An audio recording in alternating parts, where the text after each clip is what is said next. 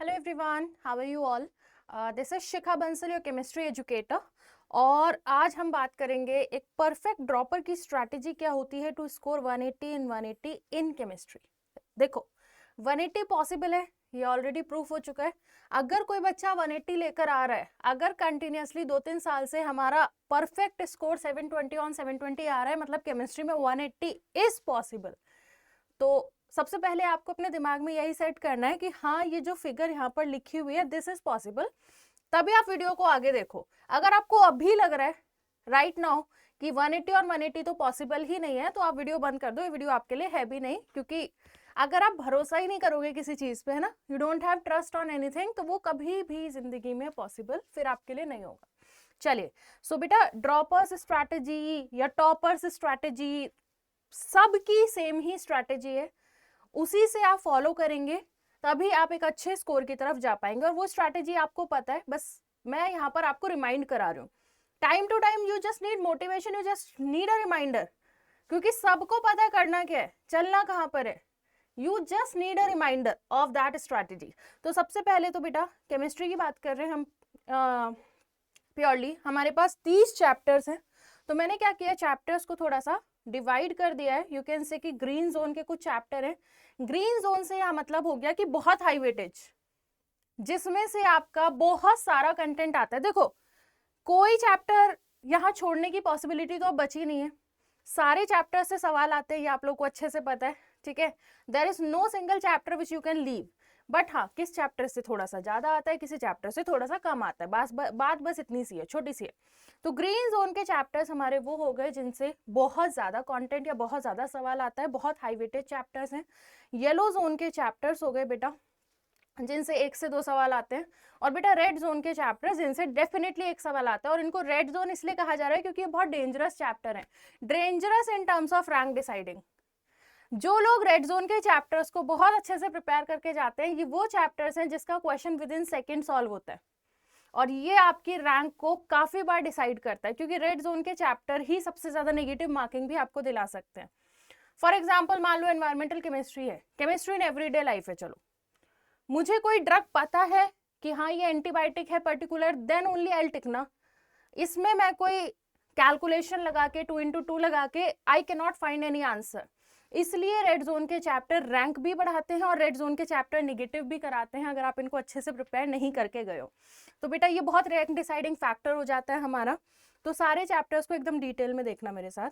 Green zone में जो कि बहुत हाई वेटेज चैप्टर है, हाई वेटेज भी है और पूरा केमिस्ट्री को समझने के लिए इंपॉर्टेंट भी है ना। 2 क्राइटेरिया है चैप्टर के ग्रीन जोन में जाने का, कि एक तो ये हाई वेटेज है और पूरे केमिस्ट्री के 30 चैप्टर को समझने के लिए इन चैप्टर्स की जरूरत है। तो सबसे पहले हमारा मोल कंसेप्ट आ जाता है, जिससे हम सबसे ज्यादा डरते हैं, some basic concepts of chemistry.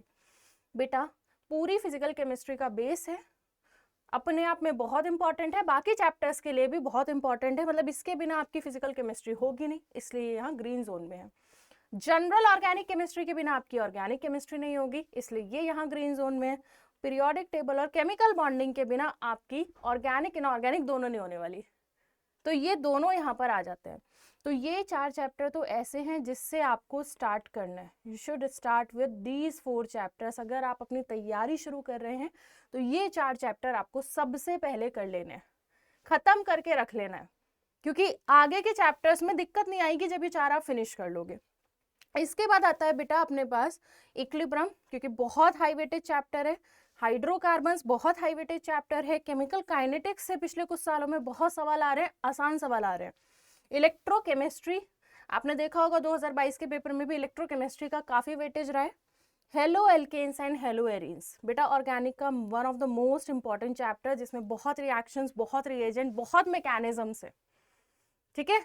फिर आता है अपने पास येलो जोन के चैप्टर्स। सो येलो जोन में है हमारा aldehyde, ketone, carboxylic acid, alcohol, phenols, ether, P block chemistry, electrochemistry, coordination compounds, redox reaction, structure of atom, thermodynamics, S block elements और amines. सबको बहुत अच्छे से प्रिपेयर करना है।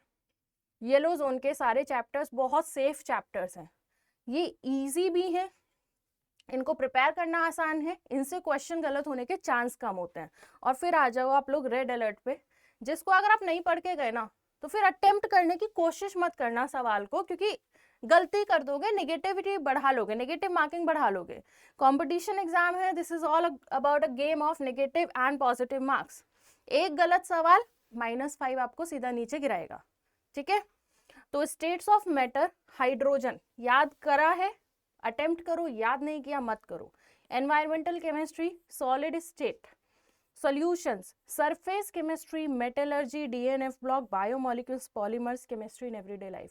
बेटा एक तो इन चैप्टर्स को आप बिल्कुल एंड में प्रिपेयर करिए, क्योंकि इन चैप्टर से ना हम जल्दी कंटेंट भूलते हैं, तो इट इज़ बेटर कि हम इनको एकदम लास्ट में पढ़ें ताकि हमें ज़्यादा से ज़्यादा याद रहे। अब लास्ट में पढ़े का मतलब ये नहीं है कि बिल्कुल 1 महीना पहले ही पढ़ेंगे, एंड में इनका रिविजन ज़रूरी है। ऐसे मत करना कि इन चैप्टर को 1-2 बार पढ़ा है और लास्ट डे पे इन चैप्टर्स का रिविजन ना करके जाओ। ये कुछ ऐसे चैप्टर्स हैं जिनका आपको नीट से 1 दिन पहले रिवीजन मस्ट हो जाता है, क्योंकि इन चैप्टर्स में याद करने वाली, याद रखने वाली बहुत डेटा है, बहुत चीजें हैं। तो लास्ट डे रिवीजन आपके रेड जोन के सारे चैप्टर्स होने चाहिए। क्लियर हो गई इतनी बात, ठीक है। अब आगे बढ़ते, करना क्या है, करना क्या है। सबसे पहले तो आप ये डिसाइड करो कि आप कैसे पढ़ने वाले हो, what would be your mode of study. क्या आप सेल्फ मोटिवेटेड हो, खुद से सवाल पूछो कि can I do on my own. खुद को एक चांस देना है नीट 2023 के लिए। सेमी ड्रॉपर तो नहीं हो आप, सूडो ड्रॉपर तो नहीं हो आप। सूडो ड्रॉपर वो लोग होते हैं जिन्होंने प्लान भी दिमाग में रखा हुआ है, या साथ में बीएससी चल रहा है, साथ में कोई और कोर्स चल रहा है, लेकिन हाँ नीट भी दे देंगे, तो सूडो ड्रॉपर तो नहीं हो। क्या सच में एक सीरियस अटेम्प्ट देना चाहते हो, देन यू ओनली डिसाइड, और आप खुद ही डिसाइड करोगे। I can not tell you, nobody else can tell you, आपके फ्रेंड्स नहीं बता सकते। आपको खुद सोचना है कि क्या आप सेल्फ मोटिवेटेड हैं, क्या आपको किसी पुश की रिक्वायरमेंट है। अगर आपको पुश की रिक्वायरमेंट नहीं होती, आप खुद से पढ़ लेते हैं, आप खुद से इनिशिएटिव ले लेते हैं, आप खुद से प्रैक्टिस कर लेते हैं, आप खुद से मॉक टेस्ट लगा लेते हैं बिना किसी के रिमाइंडर के, YouTube is the best platform for you. Trust me, आपका सिलेक्शन YouTube से हो सकता है अगर आप इस कैटेगरी के स्टूडेंट्स हैं, ठीक है। तो YouTube से आप पढ़िए, all the very best. Eklavya batch join करिए, NEET sure batch is also going, join करिए, पढ़िए। लेकिन अगर आप एक सीरियस अटेम्प्ट लाइफ में देना चाहते हो और आपको लगता है कि नहीं मुझे तो कंटिन्यूस रिमाइंडर्स चाहिए, मुझे कंटिन्यूस पुश चाहिए, मतलब कोई होना चाहिए जो मतलब धक्के मार मार के पढ़वा दे, अगर आप उस कैटेगरी के स्टूडेंट हो, खुद से पूछना, ईमानदारी से पूछना खुद से। तो बेटा प्लस और आइकॉनिक दोनों पर एकलव्य बैच अवेलेबल है, ठीक है। You can join the batch with the team उम्मीद। अगर आप इसमें एनरोल कर रहे हैं, सब्सक्रिप्शन ले रहे हैं, use the code Anand to get the maximum benefit. तीसरा मोड हो सकता है आपका ऑफलाइन। कुछ बच्चे जिनको बिल्कुल ही मतलब टीचर के सामने बैठकर ही पढ़ना है, ठीक है, उनको चाहिए कि एक कंटिन्यूस एक फिजिकल प्रेजेंस चाहिए of the peers, of the faculties, so they can join the Unacademy offline center.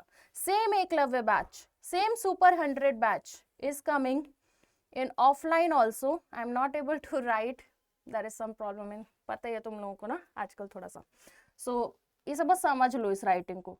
So Super 100 batch है बेटा, which is going to start in the offline center, ठीक है। तो डिसाइड कर लो और देर मत करो डिसाइड करने में। आपको कोई भी क्वेरी है इस सब से रिगार्डिंग, बेटा कॉल दिस नंबर 7303088743। किसी से बात करनी है, आनंद सर से बात करना चाहते हो, किसी और फैकल्टी से बात करना चाहते हो, मुझसे बात करना चाहते हो, just call the number, ask them to connect with the faculty, everybody is there to help you, ठीक है। चलिए अब बस इतना ही करना है। एक बार आपने डिसाइड कर लिया, डिसाइड करना ही आपका थोड़ा सा टफ हो जाता है, उसके बाद बस इतना ही करना है। क्या करना है, रेगुलर लेक्चर्स से आपकी थ्योरी या कंसेप्ट्स पक्के होंगे, खुद के नोट्स बनाने से आपको वो थ्योरी याद होती जाएगी, आप रियलाइज नहीं करते हो, बट जब आप लिखते हो you also have a muscle memory, तो जब आप लिखते हो तो सबकॉन्शियसली आप उसे याद भी कर रहे हो। शॉर्ट नोट्स बनाओगे, एक बार और लिखोगे और अच्छे से याद हो जाएगा, और रिवीजन बेटा शॉर्ट नोट से ही होता है। सो ये आपके 3 बहुत क्रूशियल स्टेप है, इसमें से आप एक भी नहीं छोड़ सकते। एक्चुअली मैंने जितने स्टेप्स नोट डाउन किए ना, आप एक भी मत छोड़ो इसमें से, ट्रस्ट मी। फॉलो करके देखो, 1 महीना फॉलो करके देख लो इसको, you will see the results. उसके बाद फॉर्मूला शीट फिजिकल केमिस्ट्री के हर चैप्टर की बनेगी। एनसीईआरटी ओनली, देखो ओनली वर्ड को मैंने थोड़ा फ्रेसेस में रखा है, एनसीईआरटी ओनली, भूलो मत इसको कि इनऑर्गेनिक के लिए सिर्फ और सिर्फ एनसीईआरटी, सिर्फ और सिर्फ एनसीईआरटी। मुझसे 1000 बार भी सवाल पूछोगे मैम इनऑर्गेनिक कैसे करना है, मेरा जवाब नहीं बदलेगा, एनसीईआरटी ओनली। मेरा आंसर यही होगा, जितने मैक्सिमम टाइम पढ़ सकते हो पढ़ लो, उसी से नोट्स बना लो। Learn all reactions of organic chemistry. Organic chemistry वो है जो सबका फियर है, मतलब majority of NEET aspirants, even the JEE aspirants, majority of students का फियर होता है ऑर्गेनिक केमिस्ट्री। तो तुम लोग को एक बात समझना होगा, ऑर्गेनिक केमिस्ट्री में याद करना पड़ता है, रिएक्टेंट प्रोडक्ट हमें याद होना चाहिए ऑर्गेनिक का।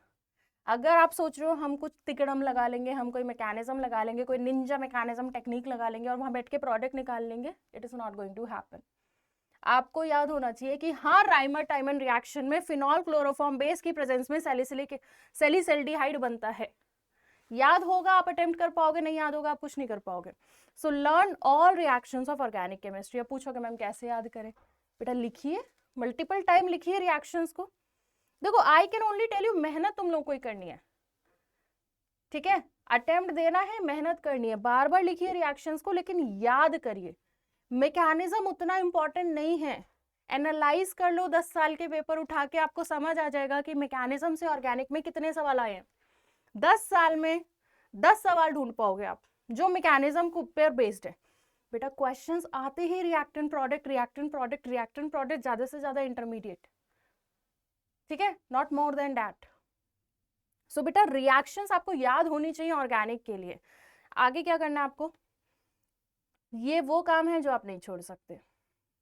इसको मुझे और 3-4 बार लिख देना चाहिए था। Practice practice practice practice, every day, every single day. जैसे रोज खाना खाते हो, रोज प्रैक्टिस भी करनी है। 3 बार खाना खा रहे हो दिन में, 3 बार दिन में 3 सब्जेक्ट प्रैक्टिस भी कर लो। तो प्रैक्टिस प्रैक्टिस प्रैक्टिस, बिना प्रैक्टिस के कुछ नहीं होगा। मेरे पढ़ा देने से कुछ भी नहीं होगा।